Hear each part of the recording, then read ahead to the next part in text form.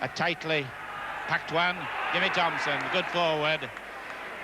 Had a lot of injuries, but I saw him play in Australia very effectively. Hogan. And the Wigan crowd have been told they've got to get behind the England team by varying methods. Gill. 10 yards from the... I was going to say the Wigan post, but the Australian post, of course, belongs to Wigan. Towards the... England playing towards the scoreboard end. Millward. He's letting go, and away comes Eadie. And this sort of situation has been seen before with the Australians running away, but Norton there. But a good run by Eadie, a great run by Eadie when England were attacking. And things are wide open now for the Australians. Johnny Mays and England in trouble. David Redfern came in, but the Australians smelling the try line. Pushing it back to big Artie Beetson. A strong man turning inside. And again, as Mays, Johnny Mays from eastern suburb, put the ball in and a little bit slow there. Johnny Holmes. He wondered if he was going to hurdle over three of them, but then he decided it better not. Irving. A little bit slow. England. Dill. Thompson in for a try. Try to get Gratian. What? Very good try. Good start by England. Gratian, no doubt, of Dewsbury, a very, very happy player. Let's have a look at it. Getting the ball, and the scrum figures are going to be very vital towards the end of this match. Not an awful lot of scrum in actual fact.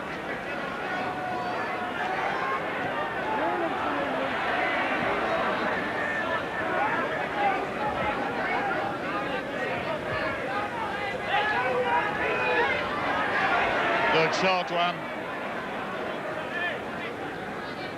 John Rhodes, the winger, who's number 2 incidentally, looking for the pass and getting it well in. It's a chance for Australia, it's a chance for Schubert, and it's a try.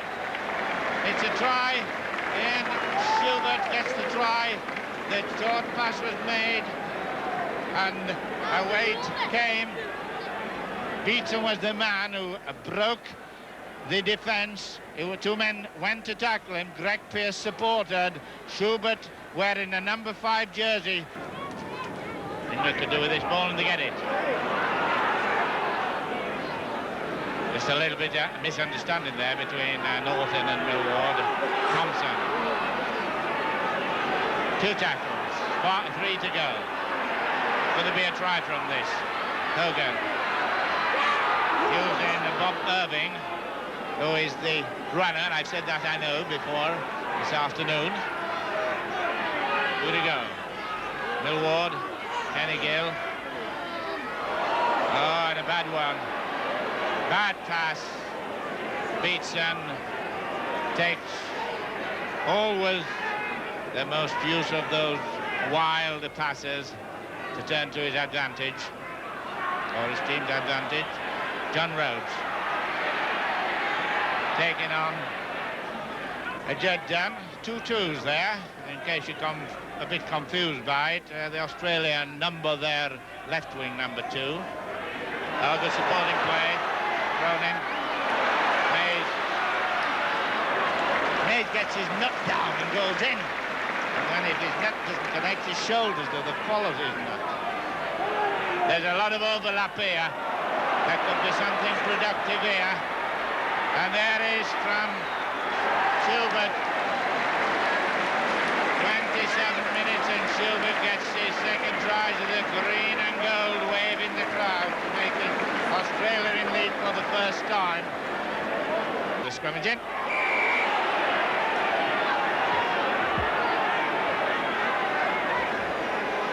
Well, the scrum is supposed to be 10 yards inside, and about 3 when it finished up. Goes Fairbairn. There's a chance for England. There's a chance for Holmes to send Dunn in the corner. Oh, but the cover by Eadie and Rhodes collectively, really, and Cronin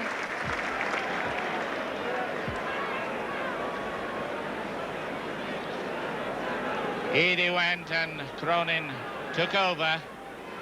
And the referee talking to Bridges, walking through the pack, which is possibly dangerous. Oh, that was a bit of tactics by Australia then. They got the ball in very quick on the push. Higgs.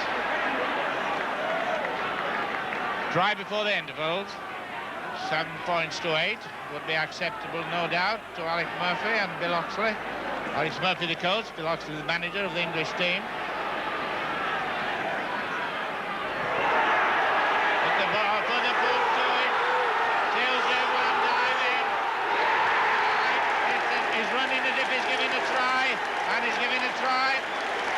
Try to John Holmes. The Australians looking round, but the try is given, and John Holmes the scorer. To lose. Now we're into November. So a lot of points have been scored, and a lot of good runs. Now apparently coming in this match from Lesdale to start it. So the White of England, Millward. Chance for Jed Dunn. It didn't go very far. John Rhodes takes him. Oh, good pulling up by Grayson. Very good to Gill. Oh, unnecessary pass by Gill there. He was hoping he got some support, but it was a blind sort of an effort. But Gill has played well generally, and this is a chance for Dunn. Is he offside? No, he's not offside. And beats John Holmes and Higgs. And it's a penalty with Holmes out, but the referee, Mr. Percival, doesn't seem to be talking to anyone except the man who is out, which is John Holmes. That's Dennis White, the English physiotherapist. And obviously, Arthur Beaton, the captain, is there, who was a bit shaken with that, with John Holmes. He can, of course, go to speak to somebody, but Mr. Percival, all goal kicks at this stage. To go! 3 minutes into the second half, and so England start the second half as they did in the first half, being the first to score. 14, Australia 8, is in, and the ball's out. There's a little bit off-scene tackling going on, played without the ball. But at the moment, it's still stalemate with England leading 14 points to 8. Just signs of a little desperation by the Australians. Just running into everything with a little bit more urgency. Working moves well, McKay. Good effort there, but in their eagerness, dropping the pass and they haven't taken it. There's not a lot of whites over there. Got to come back this side. There's only one man outside there, but they don't. And Jimmy Thompson's got to go on and had the ball taken from him. It's Schubert again. Schubert again, and Schubert in for a try from, what a great try by this boy from an English player's mistake to make it 14 points to 11. With that boy around, it is up for Australia. Got to go on his own. He's knocked him off. I don't blame him for having to go at that.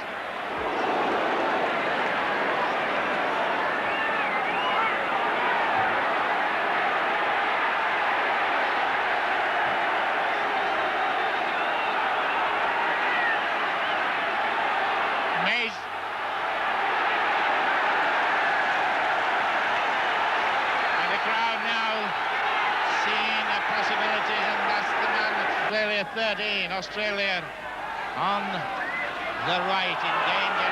Oh, beautiful pass, good football, good rugby, coming strong, working, move, but still retaining possession, still throwing the ball about, almost Harlem Globetrotter stuff. And Bit of obstruction. The referee gives scrums, actually. It's an old story that I've heard managers and players talk about so many times. Right, play it slowly. Let them come down to our pace now. This is what, no doubt, England have been told. Leading 16 points to 13. A try would make it equal. Trying a goal would give the victory to Australia unless England were to score in the meantime. Eade will spend a lot of time up getting out of tackles. Australia attacking. 2 minutes to go, plus injury time. Going for position. Beatson can count. He'll know how many tackles there are. Hicks lost the ball. Oh, what a good tackle indeed by Terry Randall. One of the great tacklers, and lost the ball. He's injured, actually. He was knocked out in the tackle. And the stop they've got for Bridges.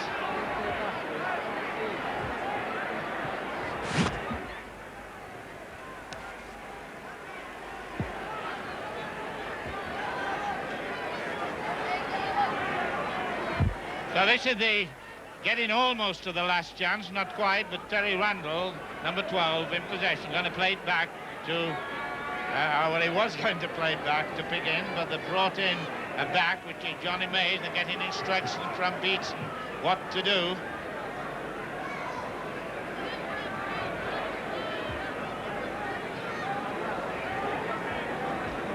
Obviously, Keith Ridgen must have really been hurt for him to go out. You know players who will sit down and come off or stop on, you know, players, and Bridges doesn't lie down unless he's really injured. And on the bench, we've got Mick Adams ready to come on, and Mick Adams is coming on. Well, he's on the field, so Mick Adams is coming on, and Bridges goes up.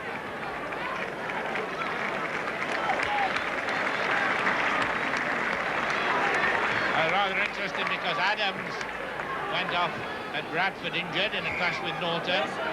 So it's all on the last seconds almost. 40 minutes gone, so we're in injury time, and England are 16, Australia are 13. And probably about 2 minutes injury time. Oh well, Eade, it's a knock on, and it's chance for Les Dill, because every Australian is now upon the attack. He did just decide to go back, and Adams touching the ball for the first time.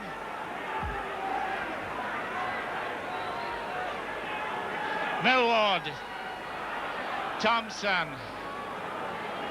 A stretcher has been called for Keith Bridges.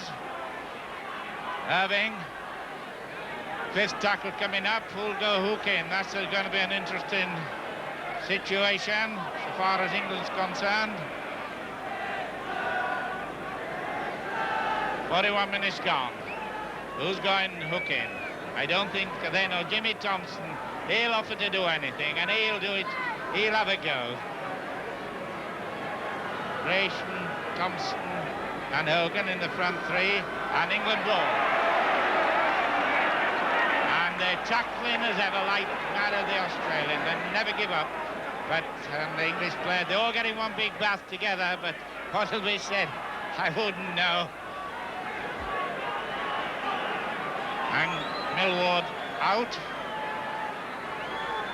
But out. See, two players are going for a tackle and one can pinch the ball. The referee who doesn't, if he doesn't call Hull, then it's quite in order. Mick Adams.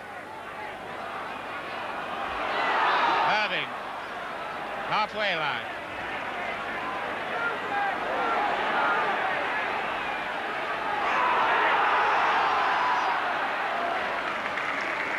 And the fifth tackle. And then Zahuda.